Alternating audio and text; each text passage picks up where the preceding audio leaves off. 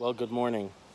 I'm out here on the grounds of the vicarage among all the mosquitoes and in the trees and trying to keep the mosquitoes off long enough for me to get this post out. I wanted to do a follow-up to my post called The Glory of Story. And I wanted to do a Glory of Story Part 2. And I think there's also going to be a Glory of Story Part 3. Today, I wanted to talk about liberating story and the arts in general from the land of entertainment. Last time we got together, we talked about how story was important as a part of culture because for three reasons. First, because it was tutorial in nature. Second, because it was subjective but authoritative. And third, because it was non-threatening. And so, as a teaching tool, it had the power to communicate great truth while at the same time allowing people to grow and make their own decisions and walk on their own journey. I want to talk a little bit more about that today, particularly about the non-threatening part. And I also want to talk about how what is true of story is also true of all of art. You know, at its root, all art, all good art, tells a story and takes the viewer or the participant on a journey. Whether that's drama, whether that's music, or whether that's the visual arts or the written arts. True art takes the individual who's viewing the art or listening to the art or participating in the art, takes them on a journey where they have to make some decisions for themselves. Today I want to talk about how art in our culture has been captured and is being lessened or weakened by the idea that it is only entertainment. We live in an entertainment-centric culture now, where people live to be entertained. I want to start by saying that was never the purpose of life. Life's purpose is not to entertain us. There is a much higher purpose and a much higher calling for man than to be entertained or to find a way to tickle your fancy. The Westminster Catechism says the chief end of man is to worship God and to enjoy Him fully. And that's a pretty concise estimation of what the real purpose of life is. And so what has happened with art and what has happened with story is that it has been captured by this thing we call the entertainment industry. Now, I'm not against the entertainment industry. I go to movies, I read entertaining books, I read pop fiction, and I love fantasy novels, and so I love popular entertainment. That said,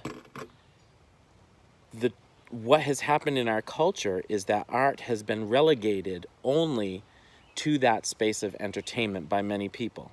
And so even in the church, we view story, or we view drama, or we view music, or the visual arts as only that part of life which is geared to entertain us.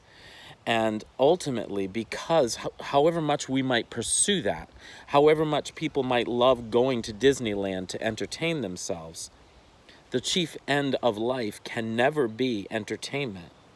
It's always a side issue. And if that's where we put art, if we put all of our art in the entertainment basket, and if we erase all the other reasons for story, if we erase all the other reasons for the arts, other than entertainment, then art will never never have a main purpose in the world. So we have to liberate, as artists, one of our main jobs is to liberate the arts from the field of entertainment. The arts, story in particular, was never meant just to entertain. In ancient times, the oral tradition of storytelling was used to communicate the greater truths of the universe. The value of story around a campfire, the value of story in the midst of a hunting party, the value of story was to communicate greater truths, to lay out the ultimate truths of the universe and to explain them and to teach them in a way that people could remember, and also to communicate and maintain oral histories. One of the things we lose when we forsake story, one of the things we lose when we forsake art in general, is we lose our shared history. Someone has said, and this quote circulates around all the time, "Those who forget their pasts are doomed to repeat them." Art is one of those things that help us to remember our past.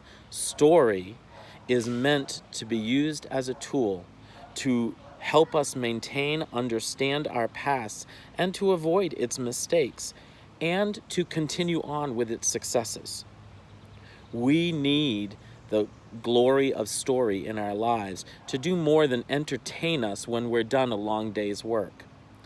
If all we do is keep story in the cupboard of Hollywood, then we are failing and we are misusing the great gift that God has given us of art and the great gift that God has given us of story. Let me encourage you, begin to liberate the arts in your mind and in the mind of others around you from that place of entertainment, and begin to help people see that art has a deeper purpose and serves a deeper purpose in all of our lives. Art and story serve the purpose of communicating our past to us. It serves the purpose of helping us understand the deeper truths of life, and it helps us to understand the base truths, the central truths of the universe, and to learn how to use and operate and walk in cooperation with those truths. Well, I hope this has been helpful. I look forward to your comments over the next day or so. And this is the Vicarage signing off.